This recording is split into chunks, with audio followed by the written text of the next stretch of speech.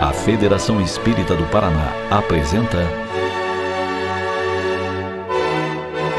Divaldo Pereira Franco, na 14ª Conferência Estadual Espírita, com o tema Transição Planetária.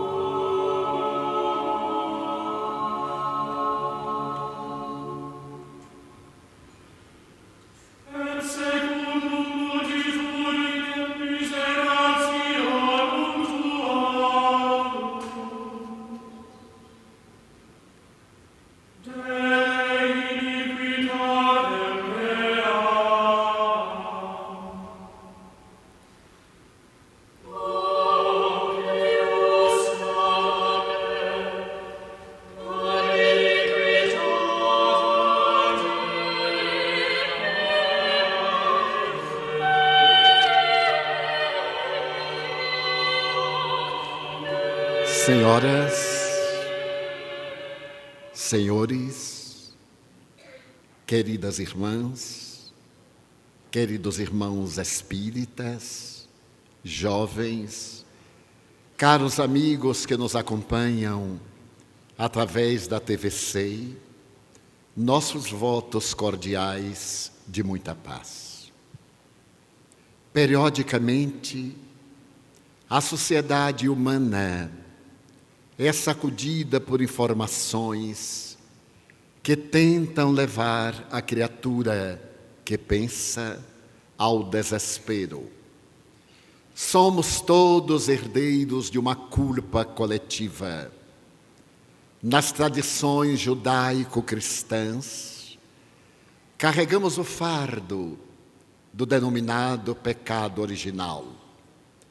E essa herança arquetípica, que tem um caráter mitológico e que vem desde o momento da desobediência de Eva e Adão no paraíso, deu lugar a uma sombra coletiva que aturde a criatura. E para poder libertar-se desse atavismo perverso, criou a imagem de um Deus à sua semelhança, com as mesmas paixões humanas, que, arrependido de haver gerado o ser humano, mais de uma vez decretou-lhe a destruição.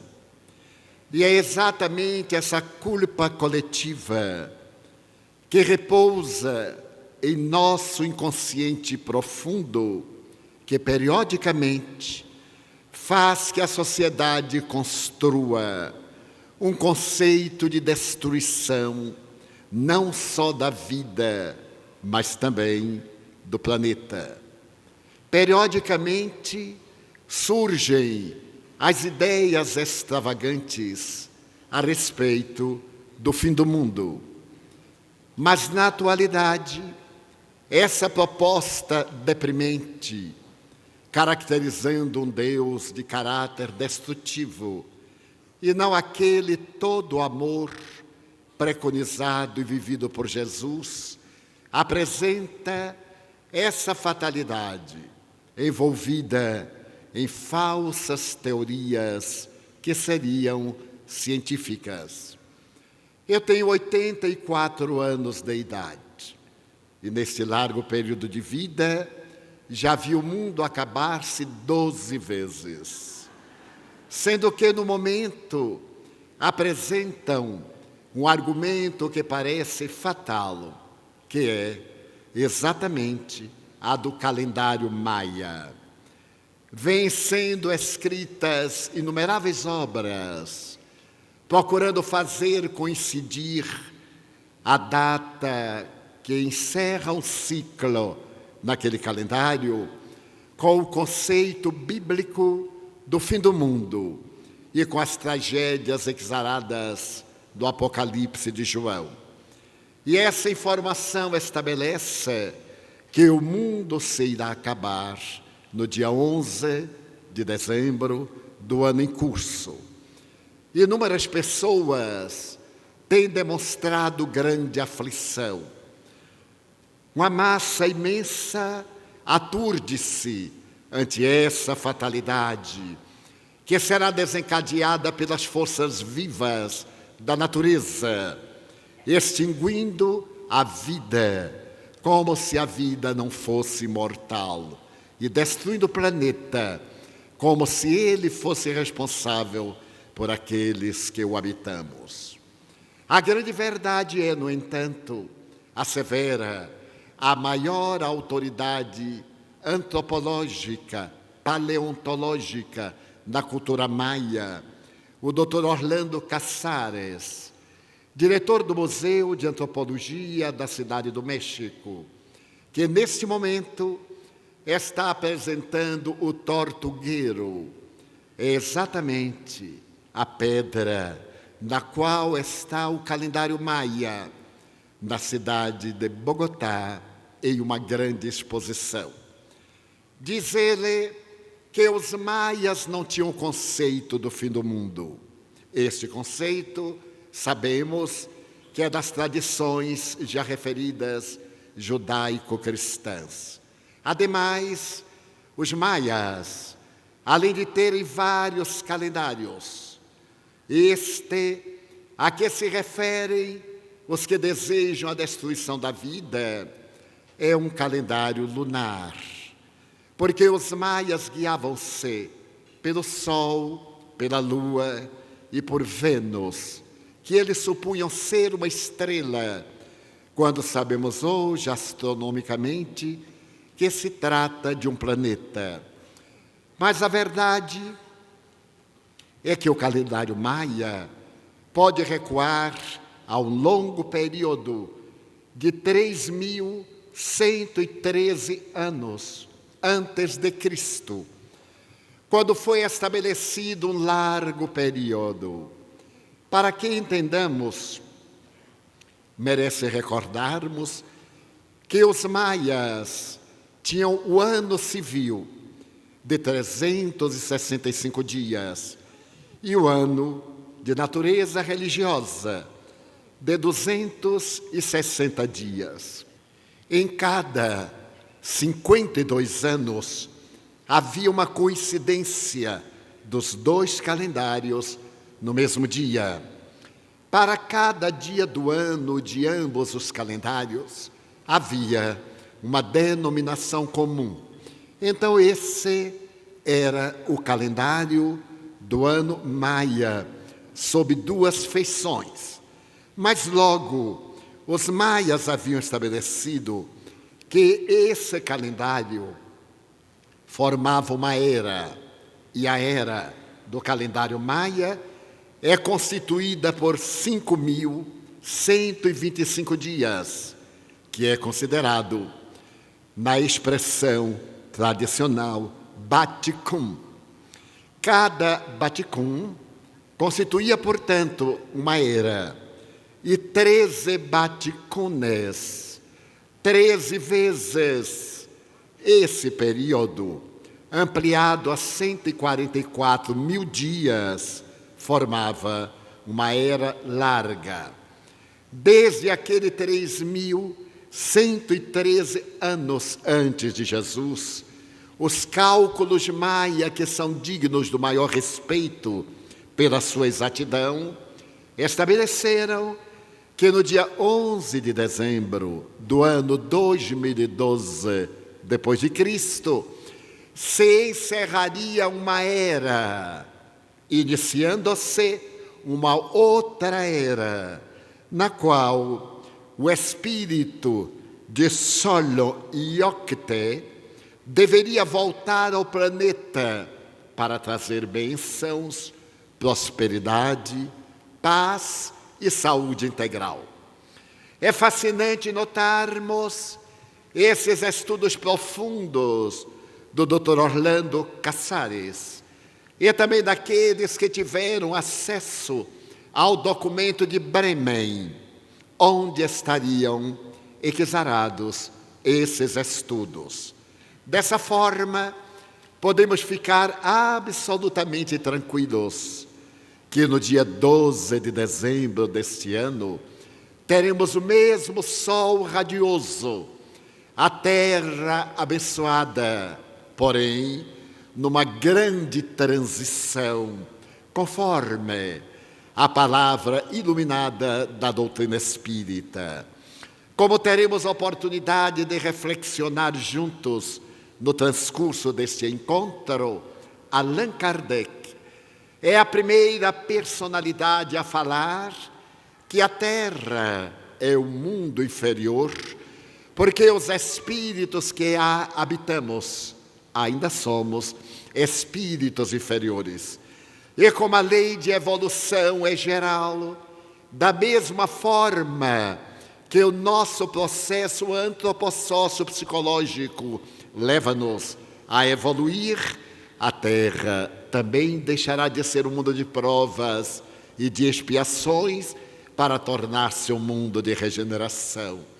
E esse mundo de regeneração já está tendo o seu desenvolvimento desde o último quartel do século XX, experienciando-nos a todos com as provações coletivas que sempre houve na Terra, mas que agora se vem apresentando de maneira especial para que se cumpram as profecias. Não será o fim do mundo material, mas sim o fim do mundo moral inferior, que cederá lugar a esse mundo que todos sonhamos, de bênçãos, em que a dor fugirá envergonhada e se transformará em peça de museu. Os espíritos nobres são unânimes em asseverar que essa mudança vem se operando na sucessão dos séculos, acelerando-se nestes dias por determinação do governante Jesus, que é o Criador do nosso planeta. É verdade que temos vivido neste novo século momentos de grande aflição. Todos recordamos-nos da manhã de 26 de dezembro do ano de 2004, às 8h15 de Brasília, quando um tsunami teve lugar no Oceano Índico, na profundeza das suas águas, e duas placas tectônicas chocaram-se, levantando uma onda de 30 metros que avançou na direção de 11 países com a velocidade de 800 quilômetros por hora, conseguindo ceifar 235 mil vidas e arrasando as ilhas Fifi, Sri Lanka, Sumatra, Índia, Tailândia, Bangladesh, e os seus reflexos ainda chegaram até o Novo Mundo, através de ondas volumosas do Oceano Pacífico. Ainda não nos havíamos recuperado dessa grande tragédia que, além de arrebatar esses 2 centenares e tanto de milhares de vidas, deixou alguns milhões de seres angustiados, atormentados na miséria, na dor, na saudade, no medo de que o novo choque daquelas placas possa reduzir essa região a uma destruição quase generalizada. Mas ainda nos não reabilitáramos desse incidente, quando o Chile foi vítima de um tsunami que no Oceano Pacífico destruiu cidades gloriosas e ceifou milhares de vidas. Estávamos saindo do segundo choque, quando então o tsunami avançou terrivelmente na direção do Haiti, o país mais pobre das Américas, e ceifou mais de 100 mil vidas em breves instantes da inominável tragédia. O que a mim particularmente me chama a atenção é que a grande ilha que alberga a República Dominicana e o Haiti tem na sua parte da capital aqueles que eram os mais pobres da comunidade, porque no outro lado da ilha estão os hotéis de luxo, os spas, as grandes mansões que não sofreram nada, mas sim essa área que, ceifando aquelas vidas, arrebatou também a vida da inesquecível doutora Zilda Arnes, encarregada de salvar milhões de crianças no mundo através do seu projeto e da sua dedicação. Então permanecemos estarrecidos e o Brasil levantou-se para ajudar o Haiti até hoje, quando então fomos acometidos pelas cinzas de um vulcão da Islândia que cobriram a Europa, que interromperam o tráfego aéreo, causando durante uma semana prejuízo de bilhões de dólares. E ao sairmos desse tremendo vapor, nós fomos testemunhas há 1 ano e poucos dias do terremoto que sacudiu o Japão e que destruiu mais de 30 mil vidas, com o agravante da problemática da usina de Fukushima e a contaminação das suas águas, do ambiente, alcançando, segundo os dados oficiais da época, uma área de 30 quilômetros, hoje bastante ampliada. E estávamos já tentando esquecer essas tragédias que a todos nos comovem, mas que são parte dos movimentos do globo, também mudando a sua estrutura geológica, quando um outro vulcão, desta vez novamente no Chile, atira cinzas sobre a Patagônia, ceifando a vida vegetal, animal e, naturalmente, perturbando a vida de milhares de pessoas nessa área da Argentina e do Chile, interrompendo a navegação aérea no Chile, na Argentina, no Uruguai, no Rio Grande do Sul. No ano passado, estávamos na cidade de Munique e ainda de quando em quando as cinzas do vulcão da Islândia eram atiradas na direção da Europa. E deveríamos viajar naquele momento a Berlim. Havíamos feito check-in e dirigíamos-nos para tomar o voo, quando foi anunciado que nova camada de cinzas havia sido expelida e que, naquele momento, a navegação aérea estava suspensa pelos grandes perigos dos turbojatos, dos jatos, de serem destruídos por problemas de natureza técnica.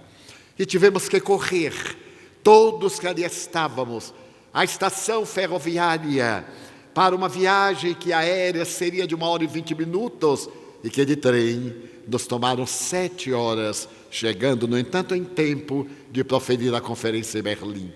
Mas esses são fenômenos do nosso planeta que sempre ocorrerão, mas que hoje a comunicação virtual, a comunicação global, nos permite acompanhar ao vivo.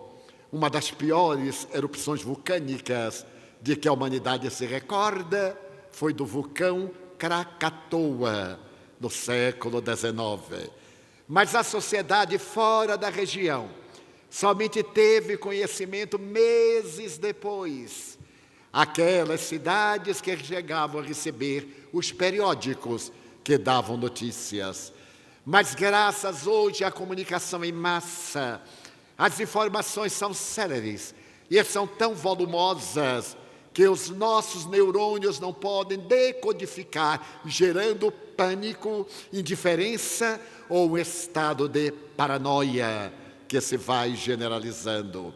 Mas é natural que existem ameaças geológicas, como a série de vulcões no Yellowstone, nos Estados Unidos, como a grande falha da Califórnia.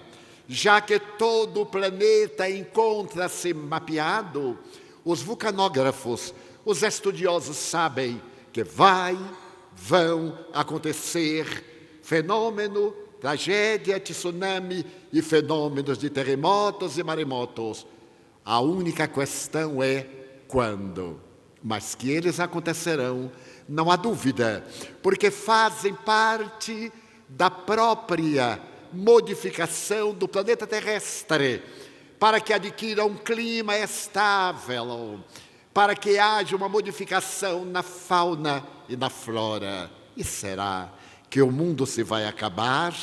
Do ponto de vista astronômico, Sir James Jeans, o astrofísico inglês, assevera que é óbvio, porque tudo que começa, termina. Mas como a lei de Lavoisier já nos ensina há vários séculos que tudo se transforma, o nosso planeta também será transformado para melhor, quando nós, espíritos, também estivermos numa condição evolutiva que nos permita viver uma Shangri-La, um paraíso, um local de bênçãos, mas sempre transitórios esses lugares, porque procedemos do mundo espiritual. E a Terra é uma cópia imperfeita do mundo espiritual, causal, de onde viemos e para onde vamos.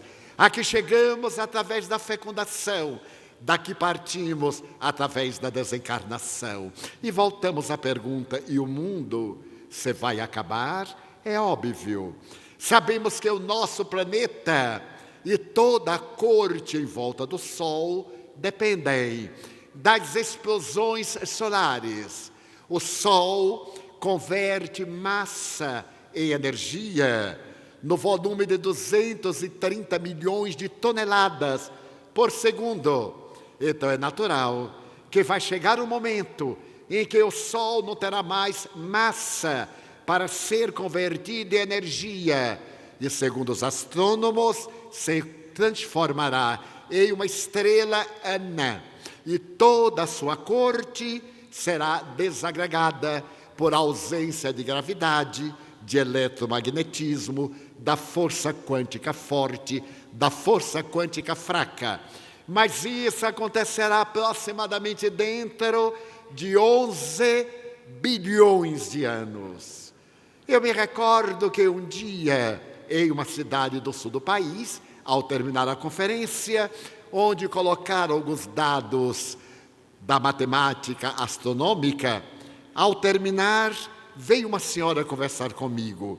Eu não posso aquilatar a idade da senhora, porque com os recursos de que hoje dispomos, é muito difícil. Desde as pomadas para a pele, ao silicone e às cirurgias, mas o que eu posso afirmar é que ela estava entre 40 e 70 anos. Muito difícil de definir a data. E ela veio nervosa, pegou as minhas duas mãos e me perguntou: irmão Divaldo, é verdade que o mundo se vai acabar? Ele é uma verdade astronômica. Mas não me diga quando isto vai suceder. Eu disse: bem, dentro de 11 bilhões de anos. Ela levou as mãos postas. Meu Deus, exclamou, que será de mim que ainda não me casei? Portanto, ela terá tempo suficiente para as suas núpcias. Mas os dados astronômicos são verdadeiramente fascinantes. Então é provável que as grandes alterações solares, as explosões nucleares, que levantam manchas, que levantam labaredas maiores do que a Terra, como aconteceu no dia 5 de outubro de 2005, quando houve explosão apresentando uma mancha maior do que a do planeta terrestre. E no dia 25 do mesmo mês, quando a mancha foi maior do que o planeta Júpiter, a Terra sofreu o grande problema que se converteu na tragédia que destruiu uma parte dos Estados Unidos da América, especialmente com aquele Katrina que devorou a cidade de New Orleans. Então estamos sujeitos aos caprichos solares e pode ser que o nosso planeta torne-se vítima dessas explosões e naturalmente haja problemáticas variadas em nosso clima, no comportamento dos oceanos e etc. Mas esses fenômenos têm ocorrido com frequência.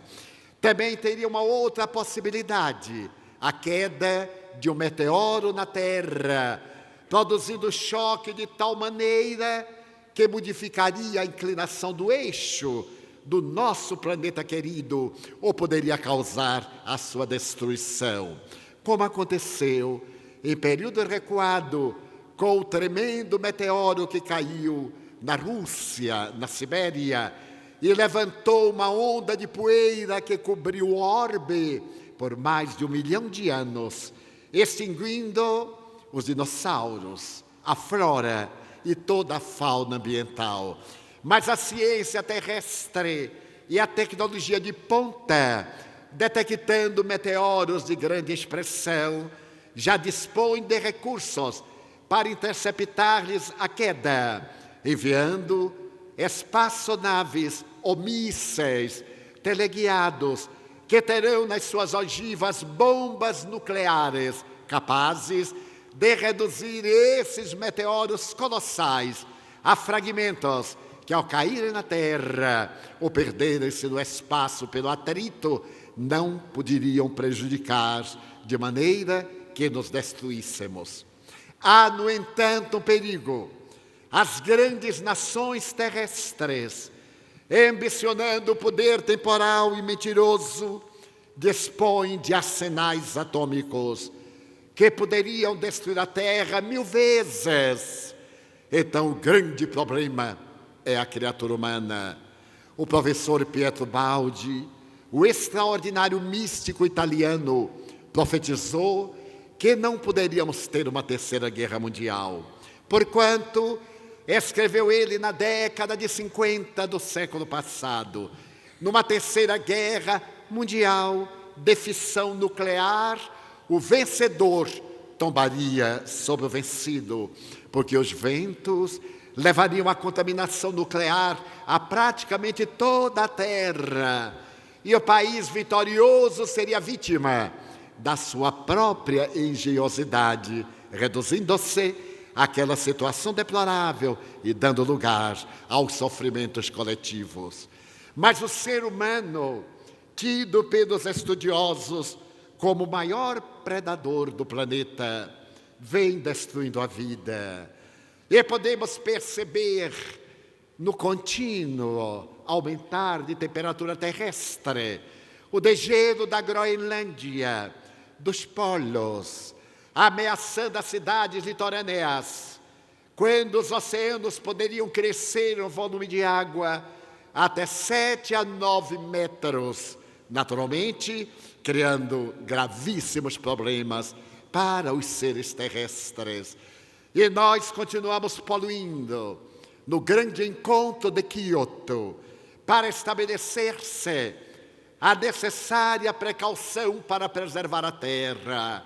Eis que as grandes nações, como a China, os Estados Unidos da América, a Rússia, não firmaram o tratado.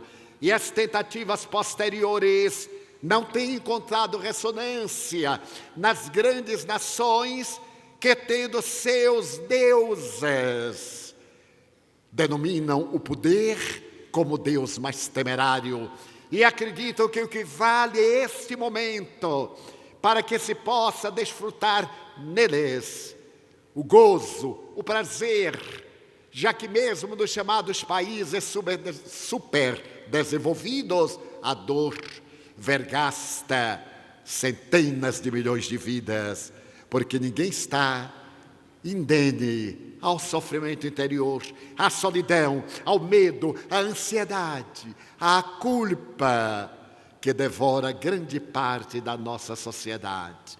Mas que diz Jesus a respeito?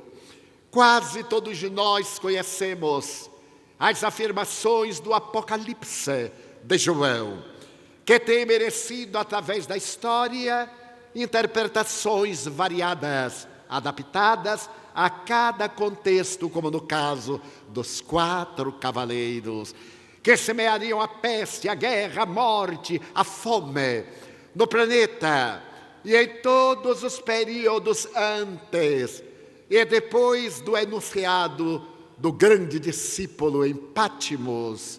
A humanidade continua experimentando a guerra, as pestes, a fome, a dor. E no momento, ao lado dessas ameaças, a drogadição, geradora da violência, dos desastres das famílias, do desequilíbrio, da perda do sentido existencial.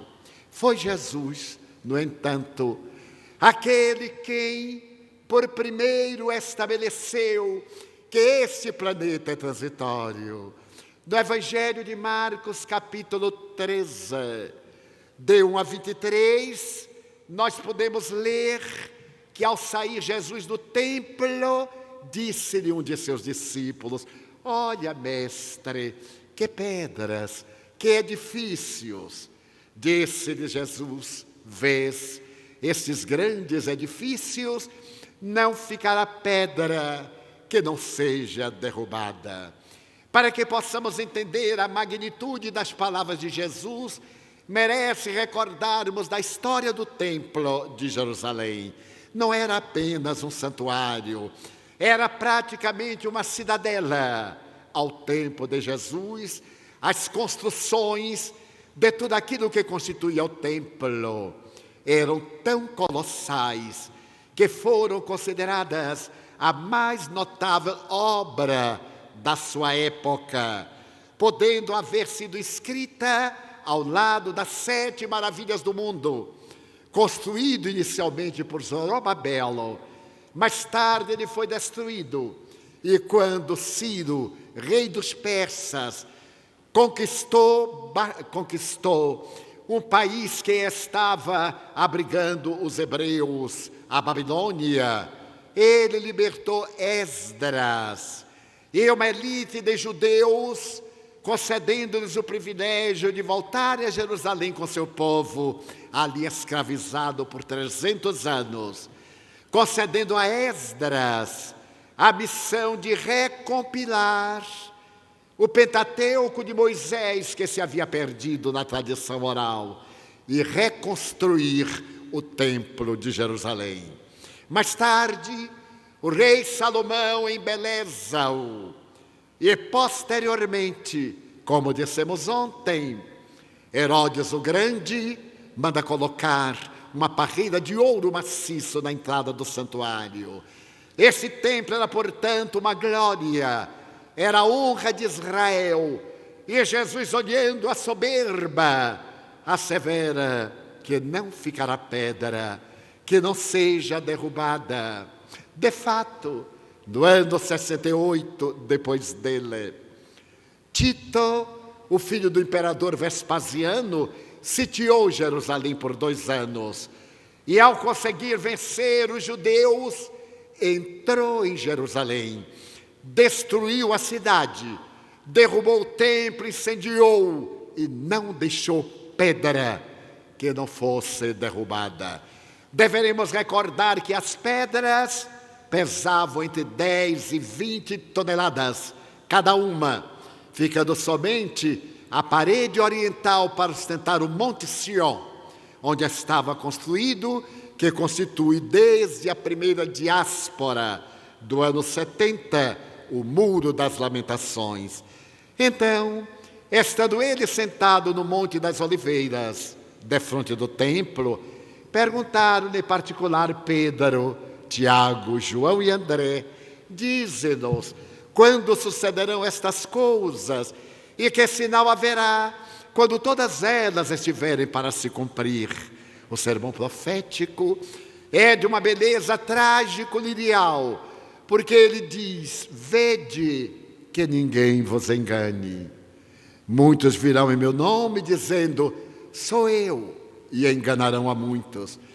Quando, porém, ouvirdes falar de guerras e rumores de guerras, não vos assusteis, porque é necessário que assim aconteça, mas não é ainda o fim. Quantas guerras! Nesses 2000 anos quase, depois que ele proferiu essa frase, quantos rumores de guerras, significando o começo de uma nova era, mas não o fim. Pois se levantará nação contra nação e reino contra reino. Haverá terremotos em vários lugares e haverá fomes. Estas coisas são o princípio das dores. A fome no Sudão. Neste momento, no atormentado território da África, no qual as etnias entredevoram-se, 3 milhões de pessoas estão morrendo à fome. Nem mesmo a interferência da ONU para apaziguar as etnias, uma das quais atende a paixões de tradições religiosas, impede que o alimento chegue a outra etnia que pertence ao mesmo povo, condenado à morte por inanição. Então eu me recordo de que uma sociedade na qual a criatura humana morre à fome, deveríamos ter vergonha de viver nela. E me recordo de um dia, quando uma senhora chegou à porta da mansão do caminho trazendo algo nos braços, coberta por um tecido imundo. E quando nós erguemos, era uma criança esquálida, de quase 2 anos, mas com a aparência de alguns meses. E a mãe me disse: salve minha filha, eu sou catadora de lixo aqui na Canabrava, onde se depositava o lixo da cidade.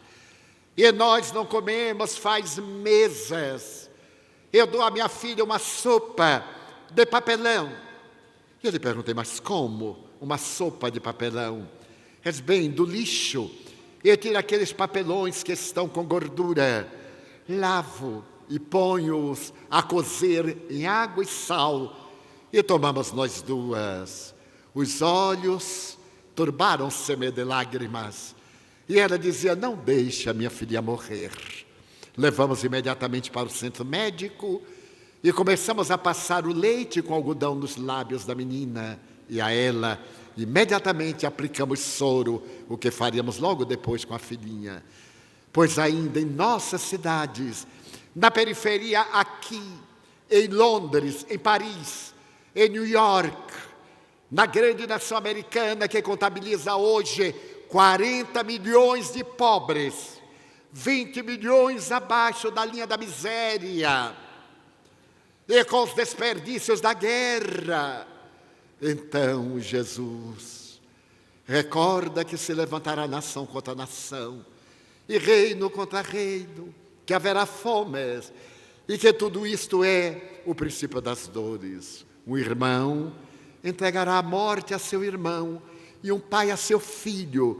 Os filhos se levantarão contra seus pais e os farão morrer. Sereis também odiados de todos por causa do meu nome. Mas aquele que perseverar até o fim, esse será salvo. Quando eu li esse sermão profético, eu era muito jovem, porque por incrível que pareça, eu já fui jovem. Muita gente pensa que os idosos não foram jovens. Eu tenho até fotografia para provar que já fui jovem. Recordo-me de um incidente. Estava na cidade de Itumbiara, no mês de fevereiro do ano passado. E éramos todos júbilos com um grupo de amigos, quando chegaram trabalhadores e disseram: irmão Divaldo, casualmente hoje estamos comemorando 50 anos da primeira visita que o irmão nos fez aqui, por volta de 1951.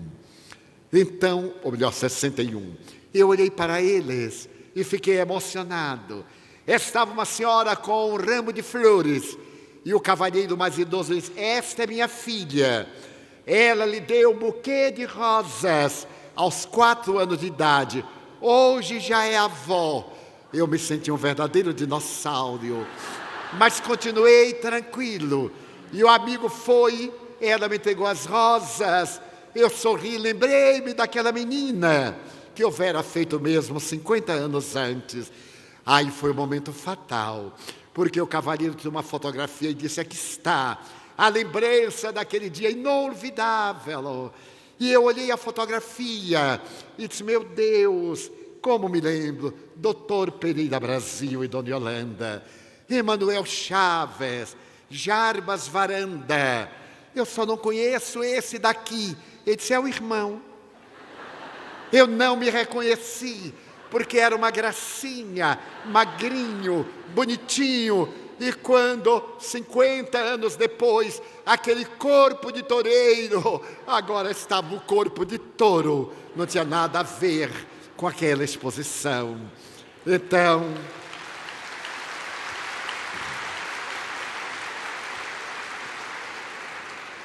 perseverar até o fim, prosseguir. Mas naquele tempo eu era jovem quando li o sermão. Eu digo: nunca um irmão entregar a morte a seu irmão, um pai a seu filho, os filhos levantar-se contra seus pais e os fazerem morrer. Mas eu acompanhei a Segunda Guerra Mundial, quando o nazismo chegou ao máximo e os filhos denunciavam os pais que não pertenciam ao partido, e os pais iam para as câmaras de gás. Os pais levavam as crianças para as câmaras de gás, as crianças que sofriam de enurese, que molhavam a cama durante a noite, porque era uma desonra para a raça que Hitler e Himmler estavam tentando construir. Ficou no meu inconsciente por muitos anos a tragédia dos campos de concentração, principalmente no campo de Auschwitz. Eu havia lido várias obras. A autobiografia de Viktor Frankl, no seu livro Em Busca de Sentido, que a Biblioteca do Congresso Americano considera uma das 100 obras mais notáveis da humanidade. Esse autor da logoterapia, que esteve em vários campos de concentração, narra-nos a tragédia de Auschwitz. E durante anos eu pensava naqueles fornos crematórios, até que, depois de visitar vários campos na Alemanha, na República Tcheca, na Áustria, no dia 31 de maio do ano passado, com um grupo de amigos gaúchos e austríacos, estávamos em Auschwitz, assistido por uma socióloga que nos apresentava a tragédia daquela verdadeira ilha de habitos, de coníferas, mas que está no centro da Europa e facilitava o intercâmbio de toda a Europa, onde foi erguido, no antigo quartel do exército polonês, o campo de concentração de extermínio. E ali foram assassinadas 1.100.000 pessoas. 1.100.000 pessoas, de fins de 1939 até abril de 1945. Então começamos a percorrer os vários pavilhões. Eu já visitei muitos lugares no mundo onde houve o terror e onde houve a beleza, a Gruta de Belém, o Calvário, outras regiões, mas o lugar mais terrível da minha vida foi Auschwitz. As nuvens mentais, a psicosfera densa, a agressividade, 60 anos depois, mais de 60 anos depois. E fomos em alguns pavilhões, um deles tinha a sala dos cabelos, porque quando saltavam do trem, passavam pelos funcionários que raspavam todas as cabeças. E ali amontoaram 7 toneladas de cabelos. 3 toneladas de cabelos foram mandadas para Berlim, para serem transformadas com algodão em roupas. Os soldados então vestiam o cabelo humano e não sabiam. Então olhamos os cabelos descoloridos pelo tempo, o horror de sala em sala. Passemos pela sala do Dr. Morte, o infeliz médico que desencarnou aqui no Brasil, que se comprazia nos tremendos trabalhos falsamente científicos de destruir vidas.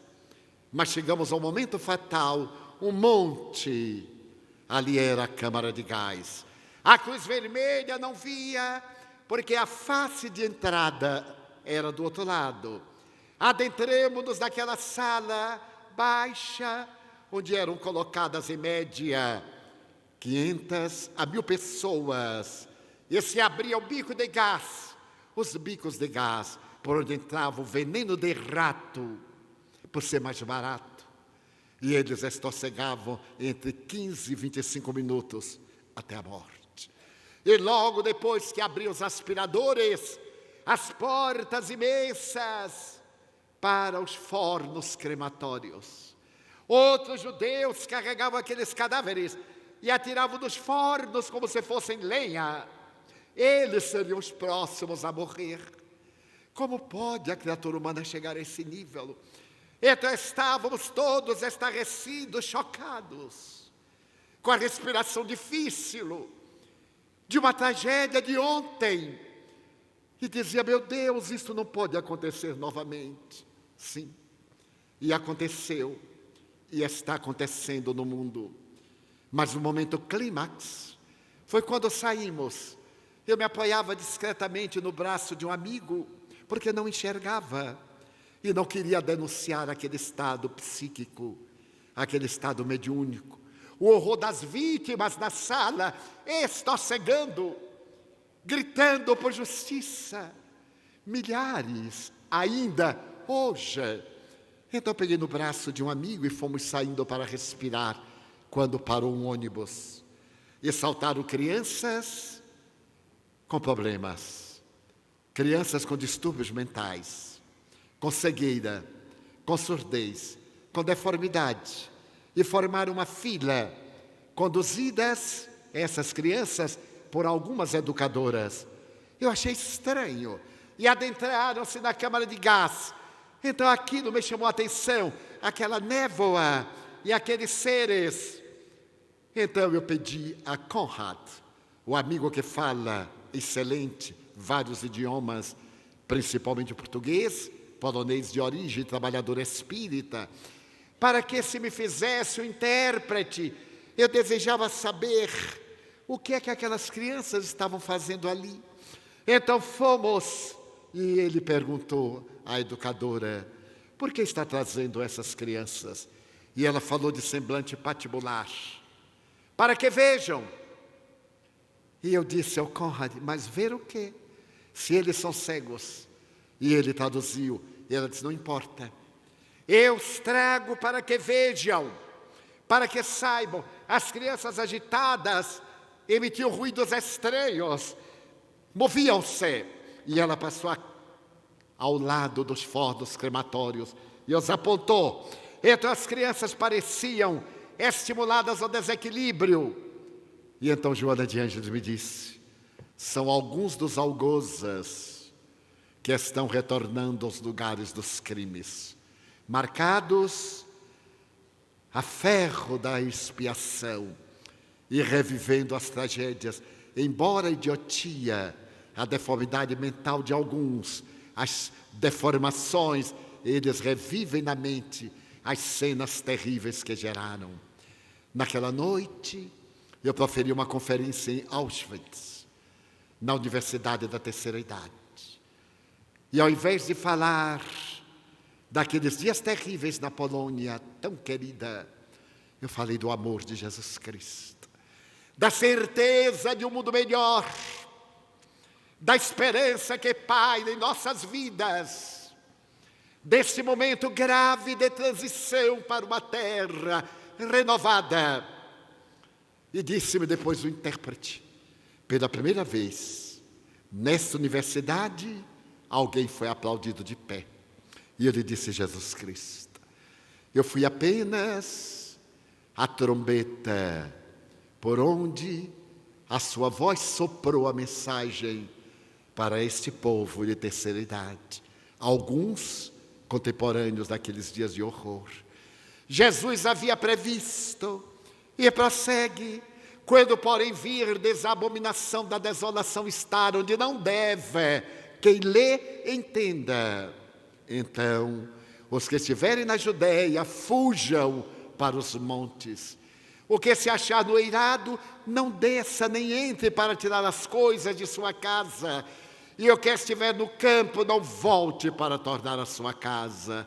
Mas ai das que estiverem grávidas e das que amamentarem naqueles dias. Deus meu, esses dias de abominação, onde não deve, a pedofilia, esse hediondo crime, que massacra milhares de vidas infantis, e que no passado recente era praticado, esse crime hediondo, onde não deveria, diante dos santuários, conforme narra a imprensa, por indivíduos que buscavam Deus ou fingiam buscá-lo, destruindo vidas, decepando esperanças, arruinando existências, para atender o seu tormento sexual, que procurava esconder essa patologia terrível na indumentária sacerdotal. A desolação, a abominação.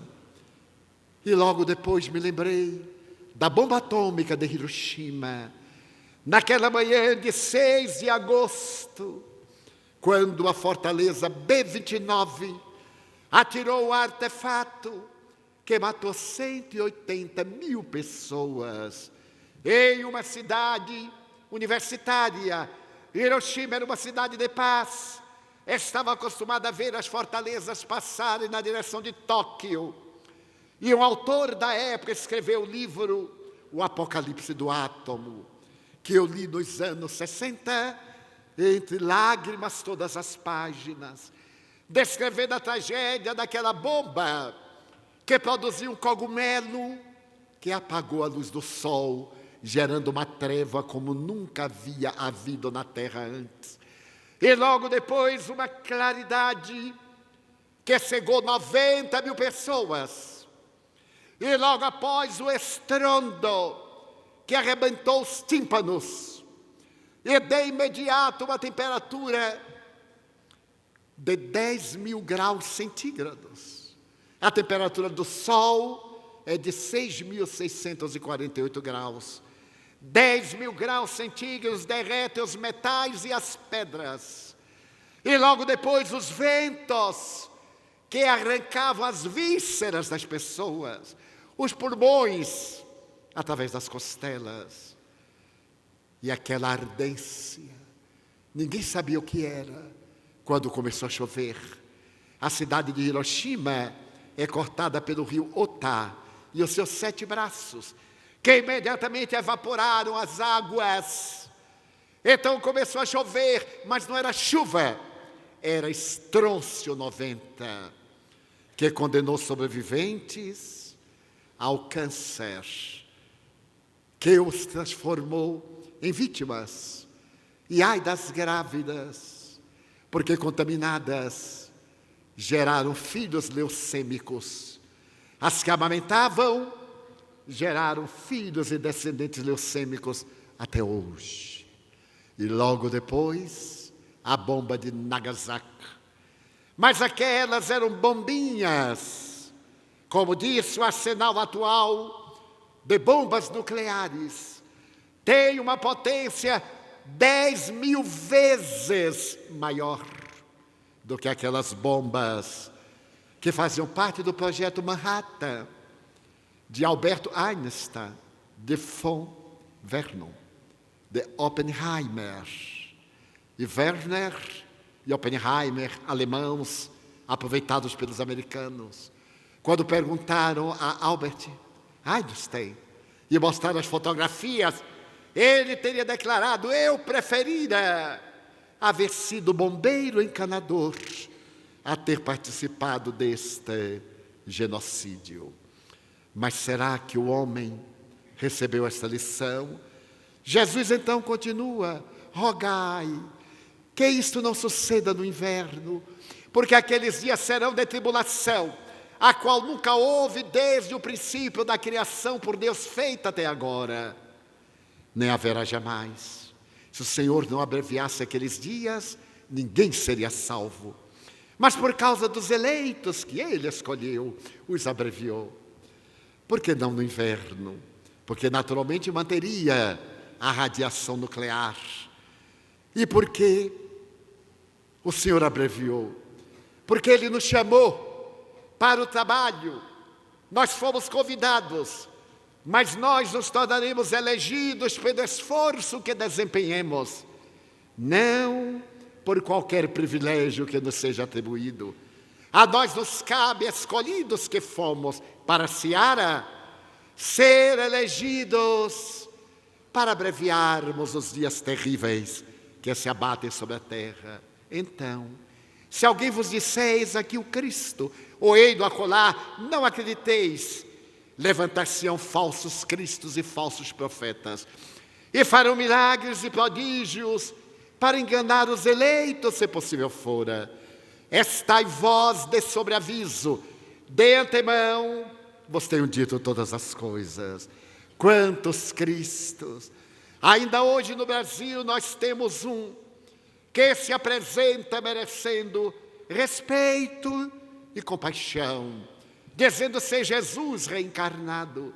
Mas nós espíritas poderemos traduzir isto em uma maior amplitude, quando certos médiuns, ou aventureiros, ou exploradores da credulidade pública começam a inverter o sentido da mensagem kardeciana, com revelações falsas, recheadas de ameaças. A doutrina espírita é a doutrina de amor, que vem nos conclamar os sentimentos mais nobres, que nos vem convidar para um mundo melhor, nunca para as ameaças terríveis. Então, não acreditemos. E o mestre, contemplando a maravilha da natureza, teve a ocasião de dizer: não se turbe o vosso coração, crede em Deus, crede também em mim. Na casa de meu Pai há muitas moradas. Esta frase comove-me às lágrimas, porque naquela época o planeta terrestre era considerado como um disco que tinha por capital Jerusalém. E se viajasse na mesma direção, ia-se cair no abismo para ser-se devorado pelos dragões. E no conceito grego do mundo arredondado, temos o mito de Hércules sustentando a terra. Porém, Jesus é o construtor do nosso orbe e anuncia que essas estrelas, que eram consideradas lâmpadas mágicas para iluminar as noites, são ninhos de beleza, são moradas, são lares, porque o universo é povoado. E logo, o Espírito Joana de Ângeles, em 1970, diria, através das observações pelo singelo telescópio de Galileu, e graças aos cálculos matemáticos, foram-se ampliando infinitamente os horizontes do universo, explicando-se como são e de que se constituem esses ninhos que oscilam fulgurantes além da imaginação humana, cantando a exuberância do a quem Jesus, com sabedoria e eloquência, designara como moradas da casa do Pai. E Allan Kardec, traduzindo o pensamento do mundo espiritual, revela-nos a progressão desses mundos, a pluralidade deles, habitados, enquanto Joana prossegue, nos 100 bilhões de sóis da Via Láctea, naquela época, porque os dados hoje são nos 100 trilhões de sóis da Via Láctea e nos 100 bilhões de galáxias que aproximadamente existem, na sua quase totalidade maiores do que a nossa, palidamente se configuram os planos do universo, desafiando a inteligência humana, a fim de que o homem penetre no amor e o amor responda sobre a grandeza da vida. O amor, que é a alma de Deus. Eu me encontrava viajando no ano passado, como disse, pelo interior de Goiás. E eu estou sempre acompanhado de um amigo que gosta muito de fazer perguntas, mas ele não presta muita atenção nas respostas. Pergunta por perguntar. E chegamos a uma cidade que nos desafiou, porque uma menina de 4 anos, quando chegamos, ela correu Vodi. Eu quero dizer que estou esperando hoje a minha cachorrinha parir.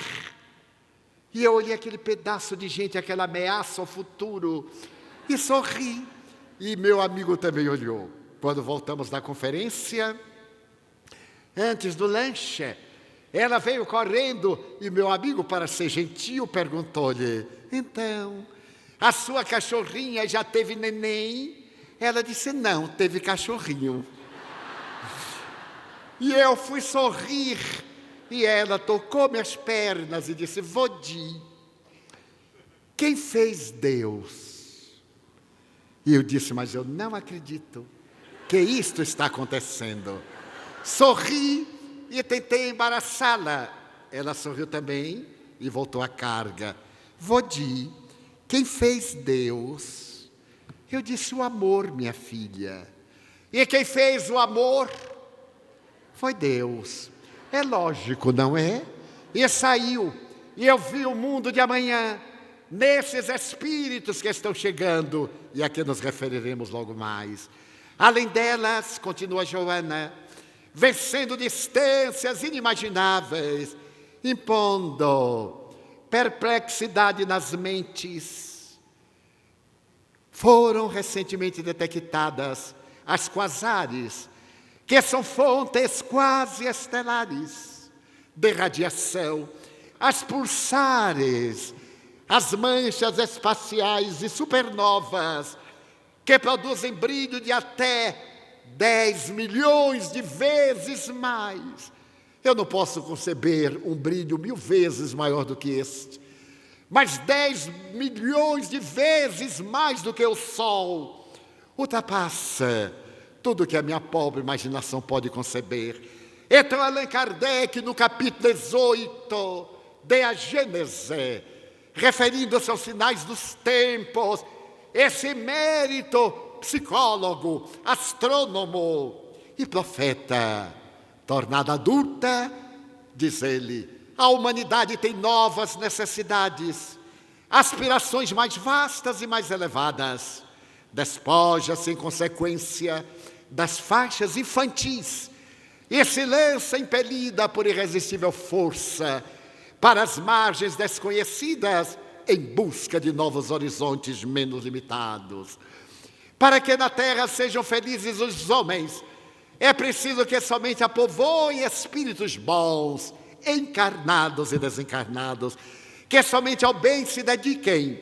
Havendo chegado o tempo, grande imigração se verifica dos que a habitam, a dos que praticam o mal pelo mal, ainda não tocados pelo sentimento do bem, os quais, já não sendo dignos do planeta transformado, serão excluídos, porque senão lhe ocasionariam de novo perturbação e confusão e constituiriam obstáculo ao progresso. Substituí-los-ão espíritos melhores, que farão reino em seu seio a justiça, a paz e a fraternidade. E prossegue o codificador: a época atual é de transição.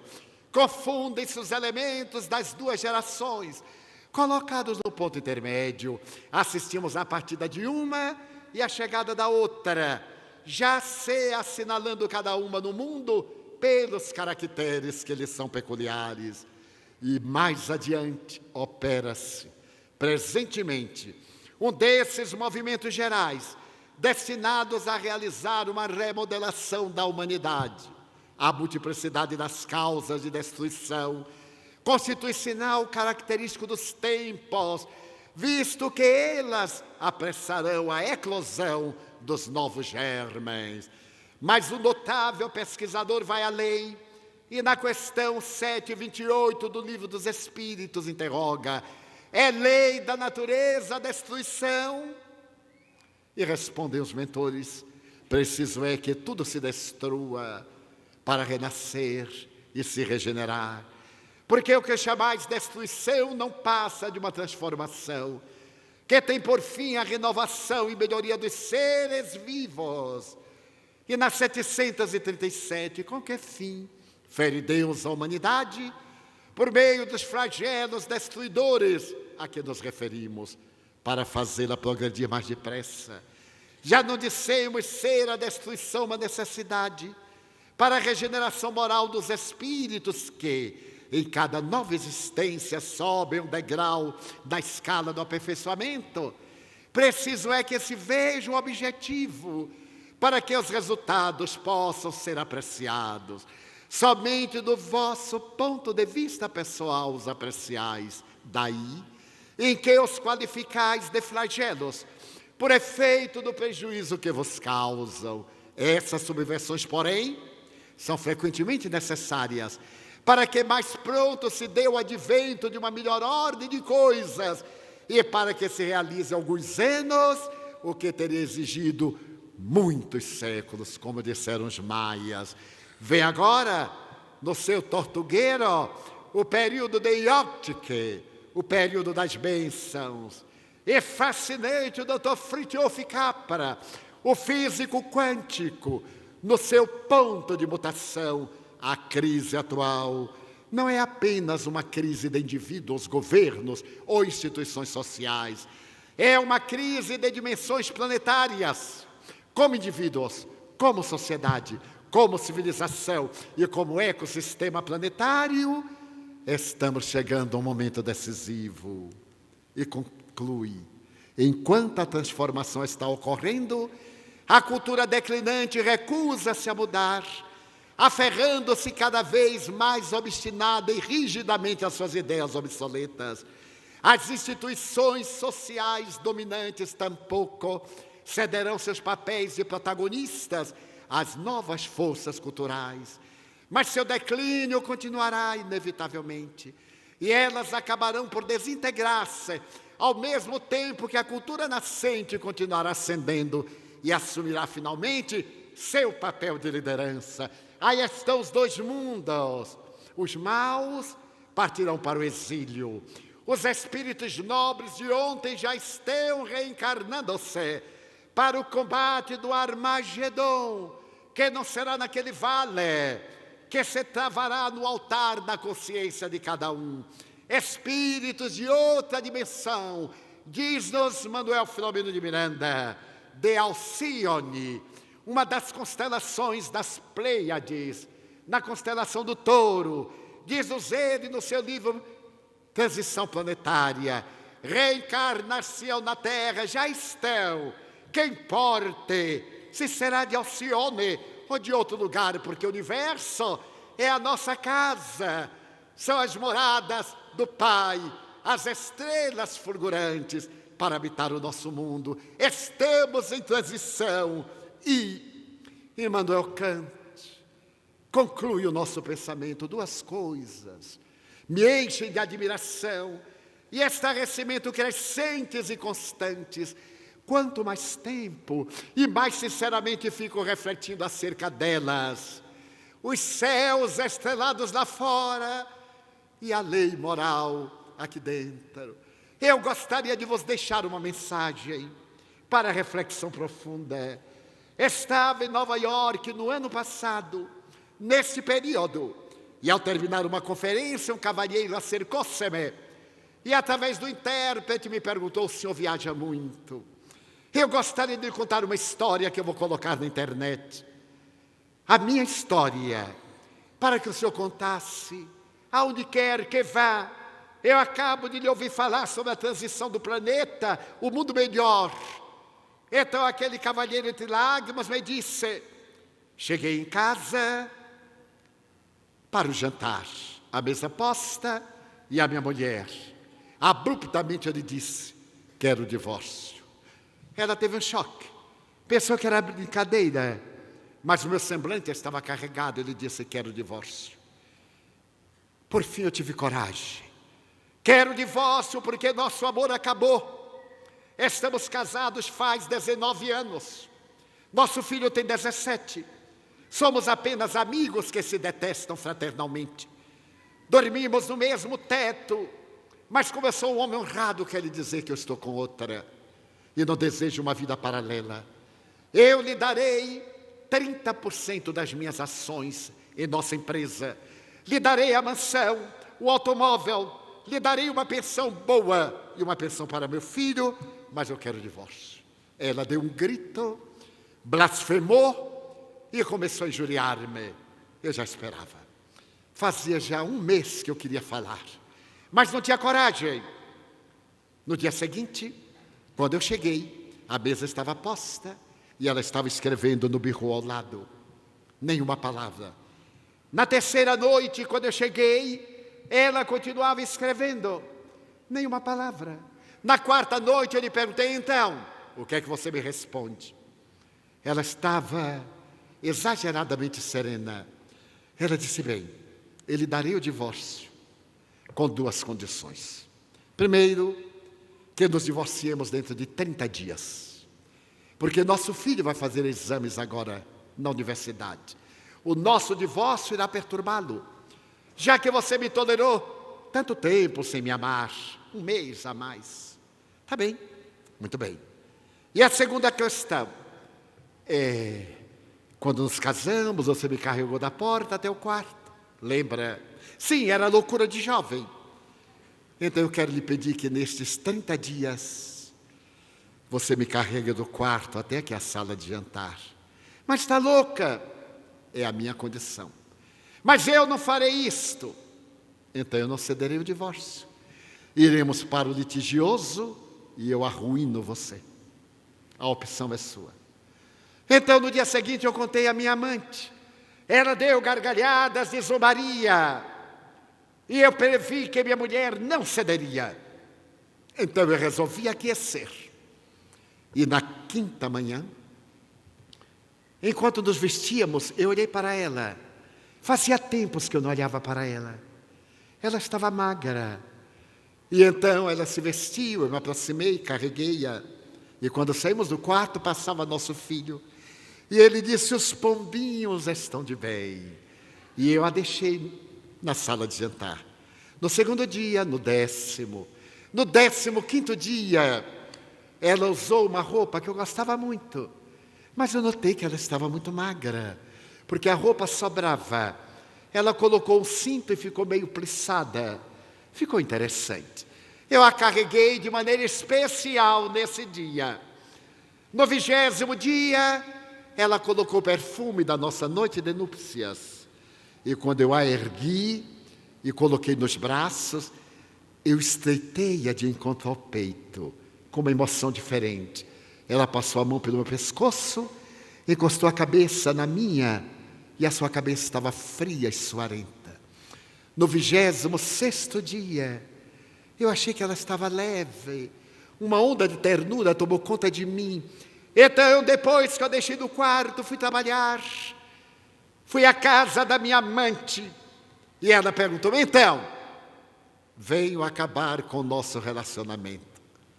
Mas eu sabia, você é um miserável, é um louco. Ela é uma astuta. Ela pediu para carregar para seduzi-lo. E então a minha companheira mostrou que era ela. Eu estava na fase em que ela me conquistava.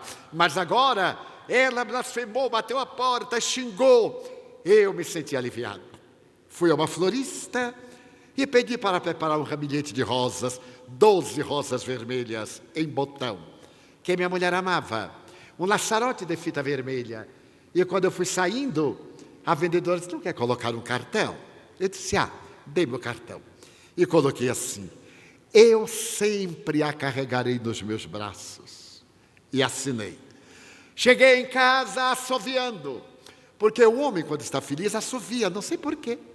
é a hora em que a mulher deve aproveitar para pedir qualquer coisa, porque ele cede. E quando eu cheguei em casa, a noite descia e eu vi de longe a alcova suavemente iluminada. Ela estava lá repousando. Eu entrei no quarto, ela estava deitada de costas. Eu me sentei à cama para dar-lhe o presente. E quando eu sentei, ela de lado voltou-se. E eu a olhei, estava morta. Eu então coloquei as rosas. No vestido estava presa uma carta. Eu abria e ela disse: escrevo-lhe esta carta na noite seguinte ao seu pedido de divórcio. Eu lhe vou pedir 30 dias, porque hoje eu voltei do médico oncologista e ele disse que eu estou com câncer de colo de útero, fatal, com metástase, e que morrerei no máximo dentro de 30 dias. Então eu desejo morrer antes para libertar você, porque se eu me divorciar de você agora e morrer nesse ínterim, você vai pensar que é responsável. E eu amo tanto que eu não desejo que você tenha culpa. Então, perdoe-me se eu não correspondi à sua confiança. São apenas 30 dias. Não quero seu carro, nem sua casa, nem as ações.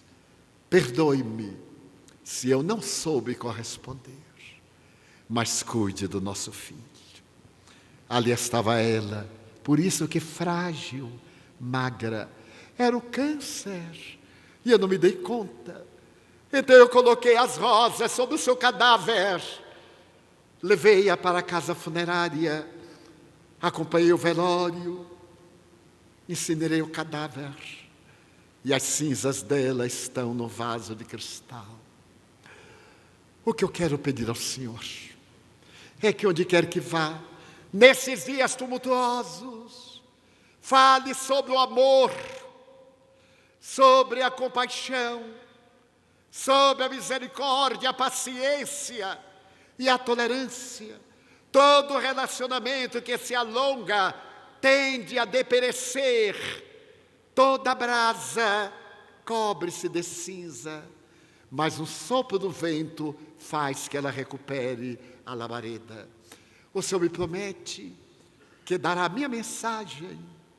E me segurou com as mãos geladas. E eu lhe disse que sim, que eu prometia. Então o amor é a alma de Deus, especialmente nesse momento de transição planetária, de tanta dor, de tanta amargura. E o que é que nós podemos fazer? Tornarmos-nos melhores.